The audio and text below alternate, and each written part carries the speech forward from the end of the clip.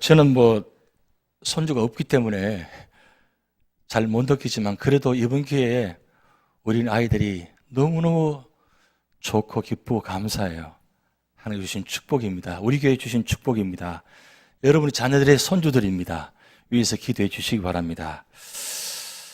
요즘 미국이 많이 좀 시끄럽습니다. 물론 늘 어렵고 힘들었지만 어느 때보다도 미국이 많이 시끄러운 이유가 왜냐하면 특별한 한 현상이 지금 나타나고 있습니다. 그것은 백인 우월주의입니다. 여러분 사진 보시지만 백인들이 첫째라는 겁니다. 백인들만의 나라라고 합니다. 그래서 얼마나 험한 일들이 많이 일어나는지 모릅니다. 특히 오바마 대통령이 되고 난 이후부터 특히 좀 더 심해진 것 같습니다. 그러다가 2015년 6월 달에 한 큰 사건이 났습니다. 그것은 여러분 사진 보시지 말겠지만 미국 교회의 사우스캐롤라이나 찰스턴 이메뉴얼 아프리만 감리 교회에 성경 공부하는 시간인데 성경 공부하는 그 시간에 변장을 해가지고 총을 들고 들어와서 난사했습니다. 그때 9명이 죽고 나머지 사람이 다치는 그런 결과가 나왔습니다. 그래서 여러분 기억하실 것입니다. 오바마 대통령이 저 교회 가서 미국을 향해서 많은 이야기들을 했습니다만 그 중에 Amazing Grace 이 노래 부르면서 온 세계가 감동받은 장면이 되었습니다. 모든 사람이 주님의 은혜 안에서 하나됨 그런 역사를 이야기했었는데 사실은 오바마 대통령이 가서 이야기한 건 그 Amazing Grace도 중요하지만 두 가지 이야기를 했습니다. 총기를 규제해야 된다는 것 그리고 남부 연합기를 내려놓아야 된다는 것. 지금 미국 사회에 이 남부 연합기 때문에 많은 나눠짐이 있는데 이것을 내려줘야 된다. 그래서 그 이후부터 한 2년 동안에 각 지역마다 남부 연합기를 지금 내리고 있습니다. 그리고 로버트 리 장군 동상도 철거하기 시작합니다. 그런데 이번 달 12일 날 또 한 사건이 생겼습니다. 여러분 사진 보시면 백인 우월주의자 데모군과 그다음에 반대하는 사람들이 서로 데모하는 가운데 백인 우월주의자 한 사람이 차를 몰고 그 데모한을 향해서 뛰어들어갔습니다. 그래서 거기서 사상자가 났습니다. 정말 안타까운 장면입니다. 차를 몰고 뛰어들어가면 당연하게 사람 죽을 걸 알잖아요. 그런데 차를 몰고 뛰어들어갑니다. 왜 그렇습니까? 자기들은 백인들만이 우월하다. 물론 여러 가지 현상들이 많이 있습니다. 이 나라가 이민자의 나라이기 때문에 여러 가지 아픔과 고통과 나눔이 분리됨이 많이 있습니다. 그런데 점점 백인들이 입지가 좁아지고 이민자의 사람들이 많다 보니까 결국 자기들의 위치가 설 자리가 없다 보니까 자꾸 이런 현상들이 더 나타나는 것 같습니다. 그래서 이 미국이라는 나라가 미합중국입니다. 사실 백인들만의 나라도 아니고 특별한 사람의 나라도 아닙니다. 사실 백인들도 이민자입니다. 따져보면 다 이민자예요. 그런데 그 이민자들이 50교주에 모여서 함께 국기를 만들어가지고 지금 나가는 이 나라인데 이 나라가 점점 나눠지다 보니까 결국 인종차별 정책이 일어나게 되고 인종차별주의가 일어나서 특별히 백인 우월주의가 나타나서 이 나라를 지금 힘들어가게 하고 있습니다. 그런데 말입니다. 지금 이때만 그런 것이 아니라 오래전에도 그런 일들이 많았다는 사실입니다. 이 에베소서는 사도 바울이 로마 감옥에서 쓴 기록의 말씀입니다. 사도 바울이 로마 감옥에서 무슨 소식을 듣게 됩니다. 어떤 소식을 듣게 되느냐 하면 자기가 세운 그 에베소 교회에 교회 안에 문제가 일어난다는 소식을 들었습니다. 어떤 문제냐? 그 교회 안에 유대인과 이방인이 서로 반목하고 나눠져서 교회가 얼마나 힘들었는지 모릅니다. 특별히 유대인들은 자기들만이 선택된 백성이라는 선미라는 사상을 갖고 있어서 처음 예수 그리스도를 영접하고 변화된 모습을 첫 시작할 때는 괜찮았습니다. 근데 시간이 지나면서 점점 유대인들이 자기 본색을 드러내기 시작합니다.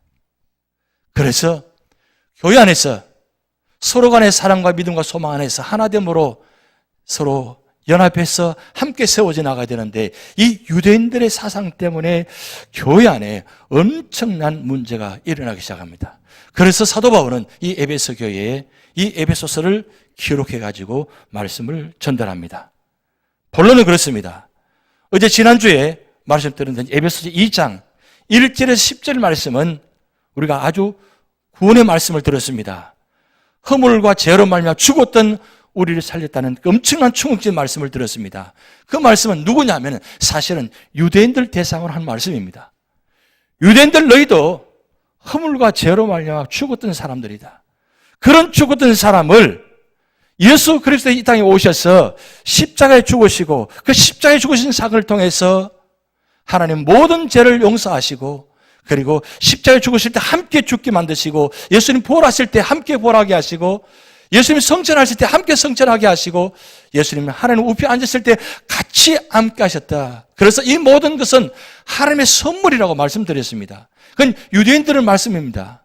지금 이 에베소서의 본문에 듣는 말씀들이 사실은 대상은 유대인과 이방인들 에베소에 있는 성도들입니다. 그 말씀을 들을 때 유대인들은 놀랐을 것입니다. 아니 우리가 어떻게 그런 말씀 들으시냐고. 너무나 놀라운 말씀입니다. 왜? 우리가 허물과 죄로 죽었다고 했으니까요. 그리고 우리는 하나님만이 선택된 백성이라고 생각했는데 예수 그리스도를 말미암아 우리가 구원받았다는 사실 상상도 못한 일입니다. 그런데 그들이 예수 그리스도를 말미암아 구원받았다는 사실을 그들은 믿었지만 실질적으로 삶 속에 살아가면서 인정하지 잘 못합니다. 오히려 과거의 율법을 자꾸 생각합니다. 그러다 보니까 자꾸 율법을 이야기합니다. 그래서 사도 바울은 아주 단호하게 얘기합니다. 너희는 허물과 죄로 죽었던 사람들이다. 그러면서 사도 바울은 너희들은 하나님의 작품이다 그랬어요. 하나님의 작품. 그러면 이방인들을 들었을 때는 어떻게 들었을까요? 아니 유대인들만 하나님의 작품이냐고. 그래서 똑같이 지금 1절에서 10절 말씀을 유대인 대상으로 한 말씀을 11절에서 22절까지 말씀을 이방인 대상으로 하는 말씀입니다. 오늘 3절 말씀에 11절 말씀에 이렇게 기록됩니다. 그러므로 생각하라. 너희는 그때의 육체로는 이방인이요 손으로는 육체 행한 할례를 받은 무리라 칭하는 자들로부터 할례를 받지 않은 무리라 칭함을 받는 자들이라. 이방인도 마찬가지. 어떤 상황이냐? 할례 받지 못했기 때문에 구원받을 수 없다는 그 유대인들 통해서 이야기 들었습니다. 그때 그 당시에 가장 큰 욕은 뭐냐면 사람들에게 할례 받지 못한다고 하는 겁니다. 할례 받지 못하면 구원받지 못한다는 뜻입니다. 율법주의자가 아닙니다. 율법에서 해당 사항이 되지 않는 사람들입니다. 그래서 그때 그 당시에 유대인들이 이 이방인들 향해서 뭐라고 말하느냐? 할례를 받지 않은 무리라 칭함을 받는 자들이라. 아주 심한 욕을 합니다. 그 말은 구원의 대상이 안 된다는 말씀입니다. 하나님 택한 백성이 아니라고 합니다. 우리는 예수 믿고 구원받아서 이제 하나님 백성이라고 하는데 유대인들은 같은 교회 안에 있으면서 그 이방인들 향해서 이야기합니다. 너희는 구원받지 못한 존재라고. 이거 얼마나 엄청난 이야기예요. 그런 그들에게 이방인이 더 말씀합니다. 12절 말씀. 그때 너희는 이방인 그리스도 밖에 있었고 이스라엘 나라 밖의 사람이라 약속의 언약들에 대하여는 외인이요 세상에서 소망이 없고 하나님도 없는 자이더니. 지금 이방인 대상으로 하는 말씀입니다. 그런데 이방인들이 듣기에 너무나 불편한 말씀입니다. 왜냐하면 그리스도 밖에 있었단 말은 그리스도께서 이 땅에 오신 이유는 무엇입니까? 온 세상 사람들 다 구원하기 위해서 오셨습니다. 그런데 다 구원의 대상이 되는데 이방인은 구원의 대상에 제외된다는 거예요. 만약에 오늘 여러분들 누구가 그리스도 밖에 있다고 한다면 여러분 어떻게 말을 들을 것입니까? 그냥 지나갈 수 있을까요? 아닙니다. 내가 지금까지 예수 믿은 것이 얼마나 되는데 지금 와서 만약에 나보고 너는 그리스도 믿는 사람이 아니라고 말한다면 구원받지 못한 사람을 말한다면 그냥 지나갈 수 있나요? 그리고 이스라엘 밖의 사람이라 그랬어요. 이스라엘 시민권자가 아니라는 말씀입니다. 이스라엘 시민권자가 아니면 구원의 대상이 아니라는 말씀입니다. 그리고 성경에 나타나는 모든 약속의 말씀들이 언약들에 대해서는 외인이요 그랬어요. 그 수많은 말씀들이 나하고는 상관없는 말씀이라고 생각해 보세요. 오늘 여러분 지금 말씀 보고 있습니다. 성경에 나타나는 이 모든 약속의 말씀, 창세기부터 요한계시록까지 1180가지가 나타나는 이 모든 약속의 말씀들이 나하고는 상관없다. 지금 읽고 있습니다. 믿고 있습니다. 그런데 그 모든 약속의 말씀들이 나하고는 상관이 없다. 지나갈 수 있나요? 그리고 더 심한 말을 합니다. 세상에서 소망이 없는 사람이다. 당신 소망이 없어. 희망이 없단 말이에요. 직접적으로 그 말을 들었다고 생각해 보세요. 기가 막히지 않아요? 그런데 더 충격적인 말을 합니다. 하나님도 없는 자이더니 누가 이방인이? 이방인은 하나님이 없는 사람들입니다. 하나님이 없다는 것은 구원이 없다는 뜻입니다. 구원의 대상이 되지 않는다는 뜻입니다. 우리가 그렇게 믿어왔는데 그 하나님 믿고 있는 하나님 아니라고 한다면 여러분 어떻게 되겠습니까? 이렇게 극도의 심한 말을 지금 이야기합니다. 그러면 한번 자세히 보시기 바랍니다. 유대인들에게 주신 에베소서 2장 1절에서 3절 말씀과 지금 11절, 12절 이방인에 대해서 하는 말씀 다를 바 있나요? 똑같다는 거죠. 허물로 죽었던 것이나 지금 그리스도 밖에 하나님 밖에 있던 것이나 똑같았습니다. 죽음이라는 것은 하나님과 관계없이 살아낸 상황입니다. 그렇다면 이방인이나 유대인이나 똑같이 하나님과 관계없다면 무슨 상황입니까? 구원의 대상이 될 수 없다는 것입니다. 그런데 더 놀라운 사실은 여러분 성전 그림을 한번 보시기 바랍니다. 이 헤롯 궁전입니다. 헤롯 궁전 안에 성전이 있습니다. 그런데 여기 보면 특별한 상황이 연출됩니다. 이방인의 뜰이 있고 여인의 뜰이 있고 이스라엘인의 뜰이 있고 제사장의 뜰이 있습니다. 분리가 되어 있습니다. 이방인과 이스라엘인에 들어갈 수 있는 자리는 번듯이 담이 막혀 있습니다. 이방인들이 성전에 들어갈 수가 없습니다. 성전에 들어갈 수 있는 사람은 오직 이스라엘 사람만 들어갑니다. 남자들만. 그럼 여러분 생각해 보세요. 오늘날 현재를 생각한다면 이 성전이 있습니다. 성전 밖에 뜰이 있습니다. 성전 뜰까지로 왔는데 성전 안에 들어올 수가 없습니다. 왜요? 하나님의 구원의 대상이 제외되기 때문입니다. 여러분 성전 뜰까지 와서 성전 안에 예배 드리지 못한다면 여러분 어떻게 했어요? 어떤 마음이겠습니까? 여러분 많이 보셨을 것입니다. 들었을 것입니다. 체험도 하셨습니다. 성전 안에서 예배 드림이 얼마나 귀한 축복이란가. 성전에 들어와서 예배 드리지 못하게 방해하는 모습들, 그런 모습들이 오늘 교회에 많이 연출이 되어집니다. 여러분 그럴 때 여러분 어떤 마음이었습니까? 내가 살아가는 교회 안에서 내가 마음껏 예배 드리지 못한다는 것, 이게 얼마나 기가 막힌 일이에요. 지금 이방인들이 성전 안에 들어와서 예배 드리지 못해요. 왜요? 담이 막혀 있습니다. 들어갈 수가 없습니다. 이 정도로 유대인들은 철저하게 이방인과 유대인을 분리시켰습니다. 왜요? 자기들만 선택된 백성이라고 믿고 있기 때문입니다. 그런데 사도 바울이 여기서 13절에 반절을 시키십니다. 이제는 전에 멀리 있던 너희가, 이 너희라 말하는 이방인입니다. 그리스도 예수 안에서 그리스도의 피로 가까워졌느니라. 자, 이방인이 유대인과는 가까워질 수가 없습니다. 그래서 멀리 있다 그랬어요. 그런데 예수 그리스도의 피로 말미암아 유대인과 이방인이 가까워졌다 그랬어요. 유대인들이 자원하는 마음으로 가까워진 것이 아니라, 이방인들이 자원하는 마음으로 가까워진 것이 아니라 그리스도의 피로 가까워지게 만들었다는 뜻입니다. 그렇다면 한마디로 말하면 유대인과 이방인은 피로 맺어진 관계입니다.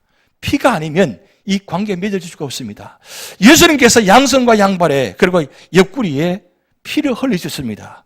그 피로 말미암아 유대인과 이방인이 가까워졌다 그랬어요. 13절, 14절 말씀입니다. 그는 우리의 화평이시라 둘로 하나를 만드사. 이 둘은 이방인과 유대인입니다.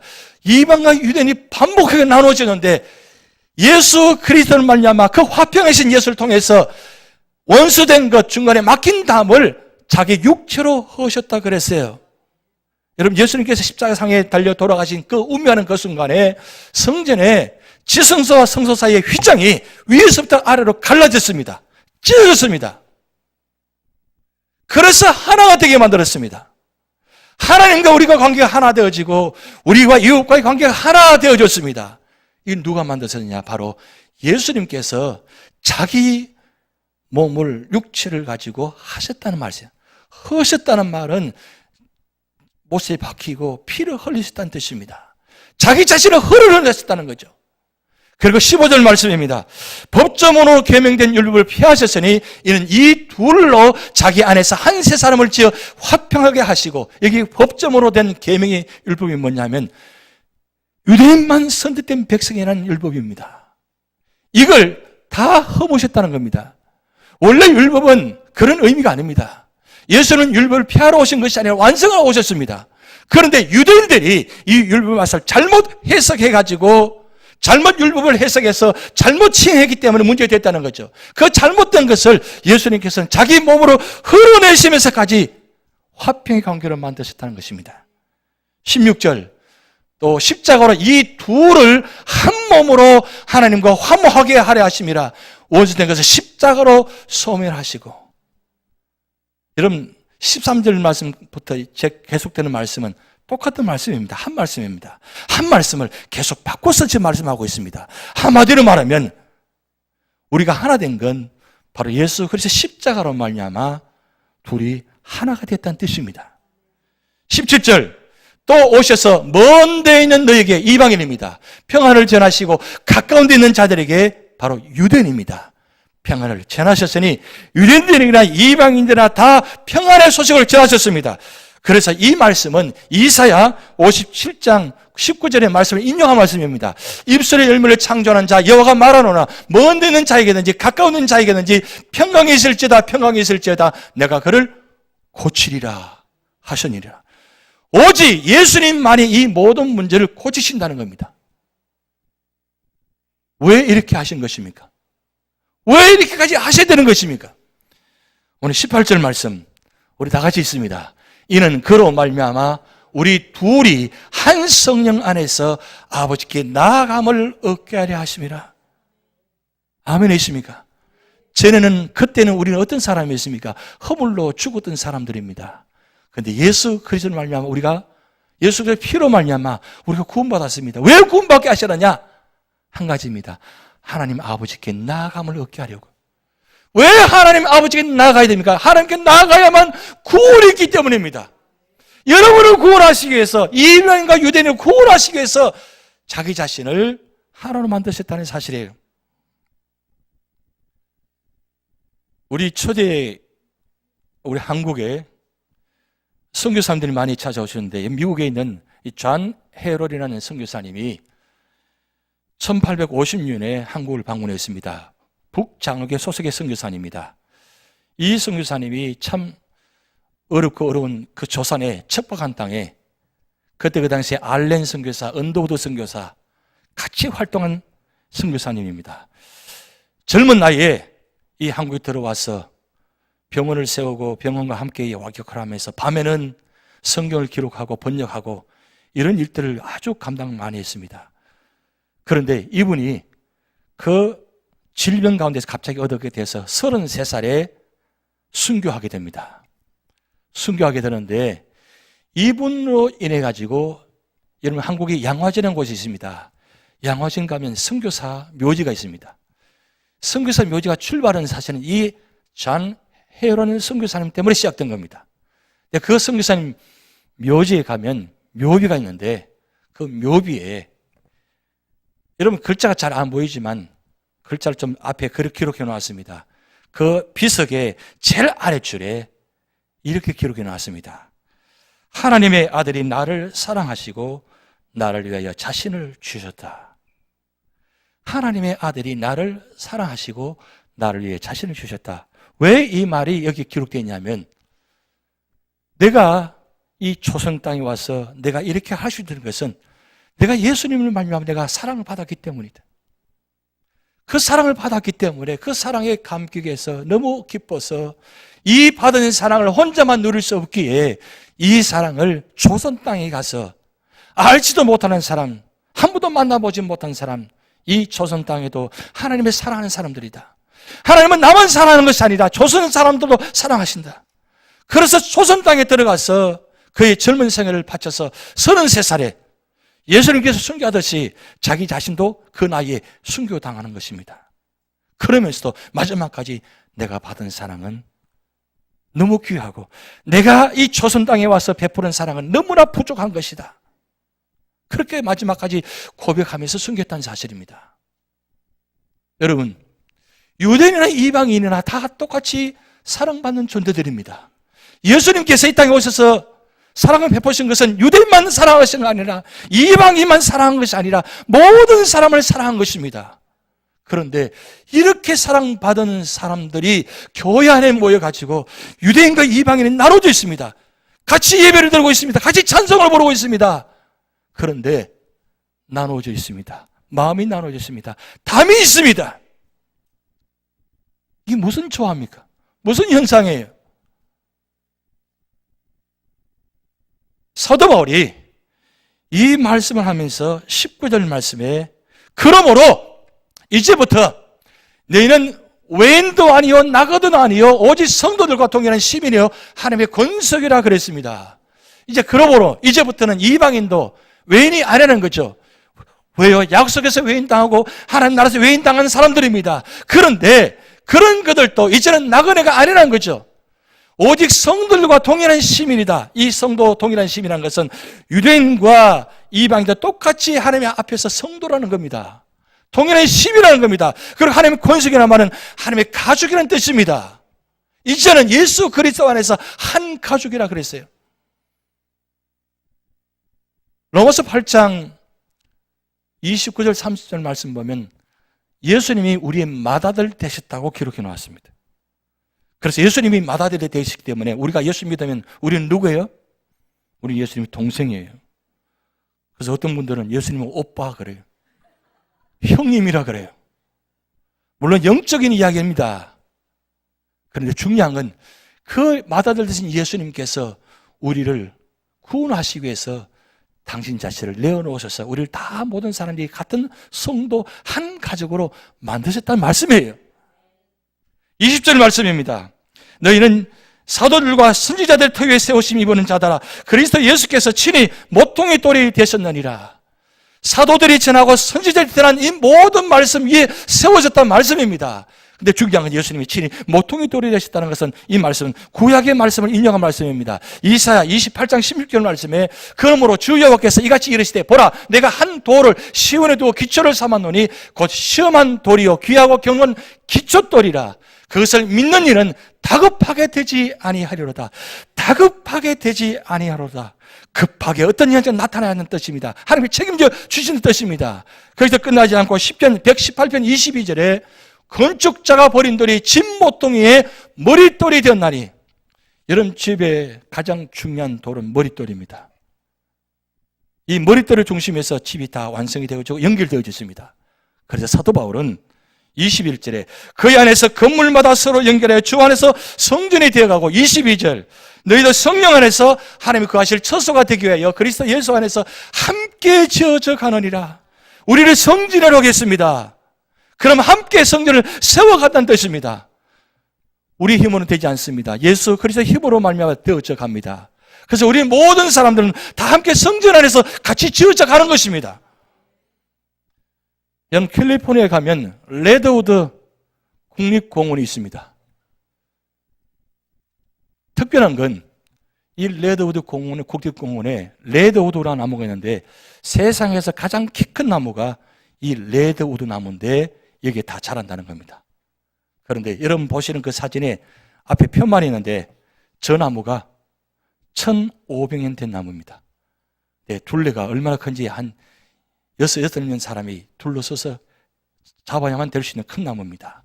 근데 키가 보통이 60에서 70m입니다. 좀 크면 100m까지 올라갑니다. 엄청난 높이입니다. 엄청난 크기입니다. 그런데 이 큰 나무, 높은 나무가 여러분 놀랍게도 뿌리가 깊이 내려가야 되잖아요. 그런데 한 3m 정도밖에 되지 않는다고 합니다. 이 큰 나무가 뿌리가 얕으면 어떻겠습니까? 바람이 불면 넘어가겠죠. 근데 넘어가지 않는다는 거예요. 왜 그러냐? 왜 뿌리가 내려가지 못하느냐? 그 밑바닥이 안반으로 되어 있다고 합니다. 그래서 뿌리가 내려갈 수 없습니다. 그런데 여러분, 이 뿌리가 내려가지 못한 대신에 옆으로 퍼져가는 겁니다. 옆으로 퍼져가서 이 레드우드 국립공원의 모든 나무들이 다 뿌리와 뿌리가 다 연결되어 있습니다.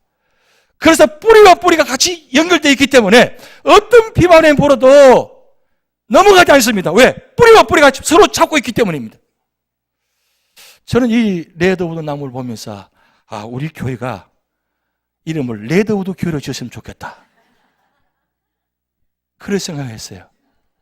왜냐하면 레드우드 숲 속에 모든 나무들이 다 한 나무예요. 왜? 뿌리를 다 잡고 있기 때문에. 그래서 어떤 비바람에 불어도 넘어가지 않습니다. 서로가 잡고 있기 때문에. 여러분, 왜 하나님께서 사도 바울을 통해서 성전을 지어가니라 말씀했습니까? 불완전합니다. 연약합니다. 아무리 큰 것 같고 능력인 것 같고 아무리 잘난 것 같은데 실상 들여다보면 아닙니다. 연약한 존재들입니다. 연약한 사람들이 모인 것이 성전입니다. 교회입니다. 그런 사람들이 모여서 혼자 살아갈 수 없다는 거예요. 교회 안에서 연약한 사람이 모여서 서로 손을 잡고 믿음과 소망과 사랑 안에서 하나됨을 가지고 살아갈 때에 지치고 쓰러지고 넘어진 성도들이 교회 안에 들어와서 유저지 연합 장로교 안에서 서로가 믿음과 소망과 사랑을 은혜를 체험하면서 서로 힘이 되어지니까 넘어가지 않습니다. 왜요? 서로 붙잡고 있기 때문입니다. 구역 조직을 왜 한 것입니까? 서로 붙잡게 하기 위해서 구역 조직한 것입니다. 서로 끼리끼리 모여가지고 하기 위해서 만든 것이 아닙니다.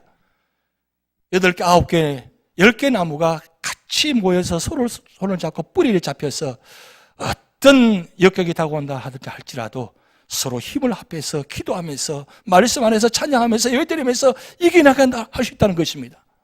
우리는 할 수 없습니다. 그러나 성령께서 예수 그리스도께서 우리와 함께 하십니다. 그러기에 우리는 언제나 우리만 할 수 없지만 예수 그리스도 안에서 지어져 가느니라. 시편 133편 1절 말씀에 우리 함께 읽습니다. 보라, 형제가 연합하여 동거함이 어찌 선하고 아름다운고, 어찌 선하고 그 전에 어찌 그리 선하고 아름다운고. 오늘 일부 예배에 우리 두 분이 기도하시고 성경 몽도하셨어요. 부부가 올라가셨는데 참 보기 좋더라고요. 여러분, 우리 교회 성도들은 다 한 형제 자매입니다. 한 가족입니다. 함께 동감이 어찌 그리 선하고 아름다운고. 여러분, 우리 교회 이름이 무엇입니까? 유저지 장로교가 아니고 유저지 연합장로교입니다. 왜 연합장로교를 세운지는 저는 모르겠습니다. 그런데 아마도 연합이라는 의미가 예수 그리스도와 우리가, 하나님과 우리가 연합되어지고 하나 되고, 그리고 그 주신 힘을 가지고 이웃과 이웃이, 성도와 성도가 연합되고 하나 될 때에 그게 바로 연합장로교이다. 여러분, 우리 연합장로교에 예배드리고 있습니다. 성도입니다.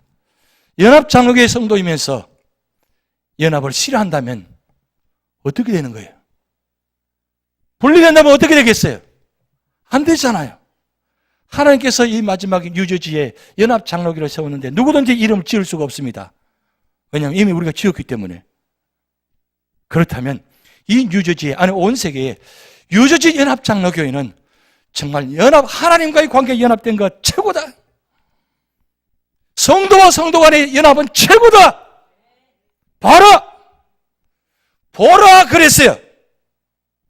보라, 형제가 연합하여 동감이 어찌 그리 선하고 아름다운 거. 이거 누구에게 주신 말씀입니까? 오늘 우리에게 주신 말씀입니다. 여러분, 레드우드 나무보다 더 축복이 뉴저지 연합장로교회입니다. 그래서 마지막으로 정리합니다. 그때에, 그리고 이제는, 그러므로 그때는 우리 다 죽었던 사람들입니다. 희망이 없는 사람들이 있습니다. 그런데 예수 그리스도를 말미암아 우리는 이제는 소망 있는 사람이 되었습니다. 하나님이 작품 드립니다. 그러면 이제부터는 어떻게 하셔야 돼요? 연합해서 하나님 교회를 세우셔야 돼요. 오늘 야후회입니다. 야후회 연합된 모습이 나타난 곳입니다. 힘들고 어려우셔도 야후회 다 참여하셔서 함께 손을 잡고 우리는 사랑의 띠로, 믿음의 띠로, 소망의 띠로 하나가 되었습니다. 보여주는 것이 아니라 그런 하나님의 뜻이 우리 가운데 이루어지기를 소망합니다. 하나님께서 이 축복이 우리에게 나타날 줄 믿습니다. 기도하시겠습니다.